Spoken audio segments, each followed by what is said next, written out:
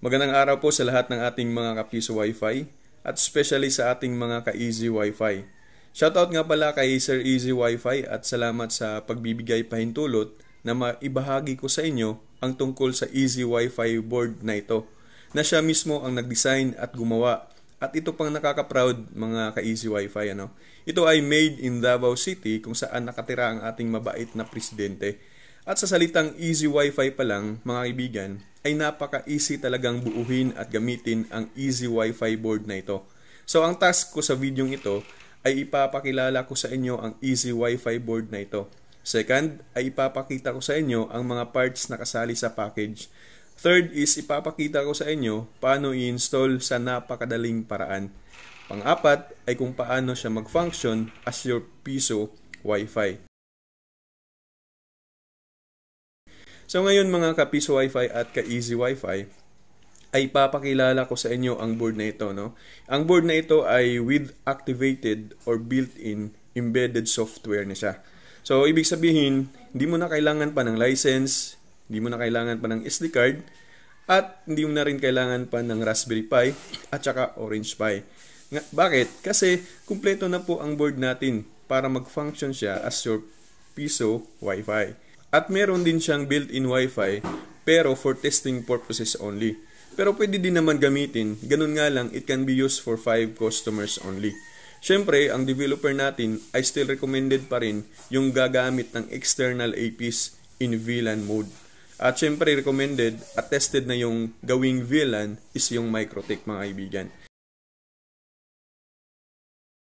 Ipapakita ko sa inyo kung saan siya ikakabit yung ating mga parts na kailangan dito. So, dito yung kanyang multi-coin slot. Dito is, makikita ho ninyo, meron na din siyang mga guide kung saan nyo ilalagay yung mga kulay ng ating wire ng coin slot. Black, red, at saka coin yung white dyan. Okay? So, di ba napakadali lang. Dito naman banda is ito yung kanyang coin lead, itong dalawa. Itong isa naman is power lead, itong isa is coin lead. So, meron na din po na sabay sa package niyan, no? Kasali na sa package yung ating lead light dito. At saka ito dito natin isasaksak, ipa-plug natin dito yung power supply natin. 12 volts, 3 ampere, or 5 ampere. Dito naman is yung fan header natin, okay? 12 volts. Dito lang ilalagay, 'di ba? Napakadali lang. At saka dito, syempre dito yung ilalagay natin yung ating ISP, no? Yung ating internet provider. Dito naman yung ating USB LAN, gigabit, dito natin ilalagay. At saka ano pa? So, yun lang naman. Yun lang yung andito mga kaibigan, no? Okay, so sabi nga ng ating developer na wag nating galawin dito banda, no? Wag natin itong maliit na ito, baka malfunction yung ating pong relay. Okay, so back converter pala. So mga kaibigan, kung available na po itong ating board, ito po kanyang kasama sa package natin, no? Board, Easy Wi-Fi board. Meron siyang L-spacer, 4. Meron na din siyang wood screw, 4 din.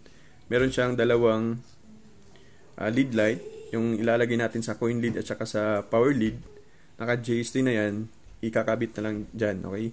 So meron din siyang 2.4 gigahertz na antenna, no? 6 dB. Ito ilalagay dito.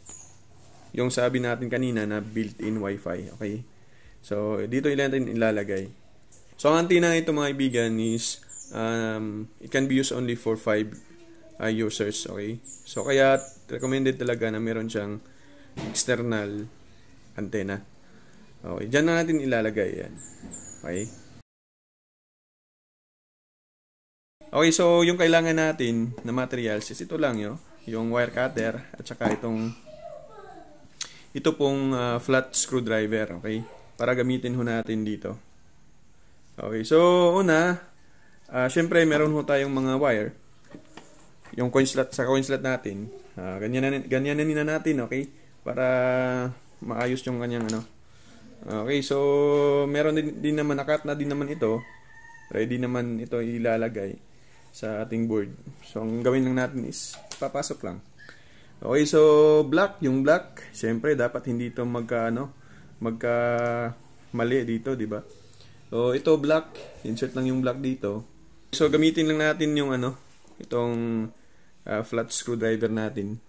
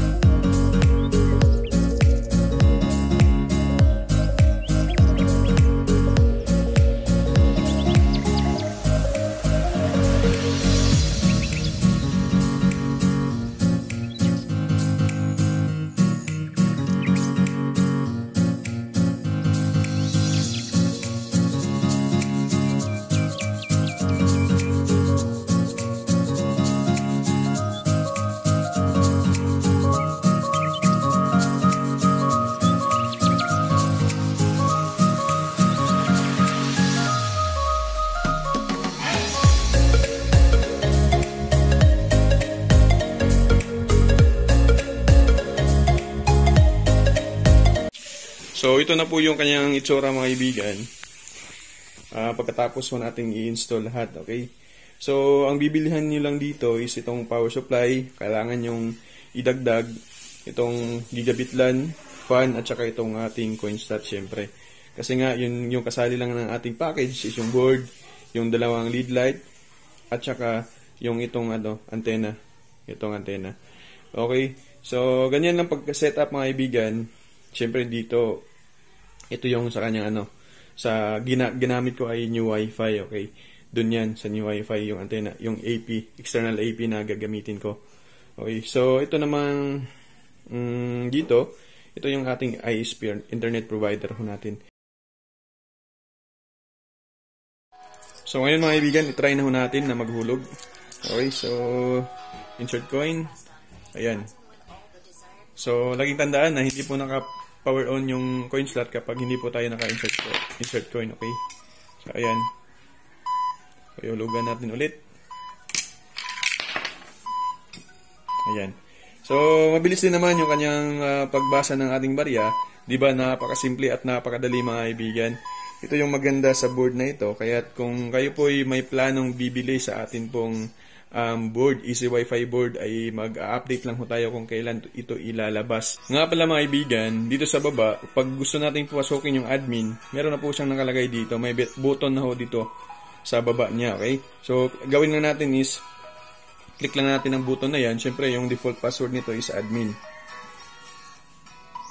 Okay, admin, tapos click lang login. Hintayin lang natin mga kaibigan, ha? Okay.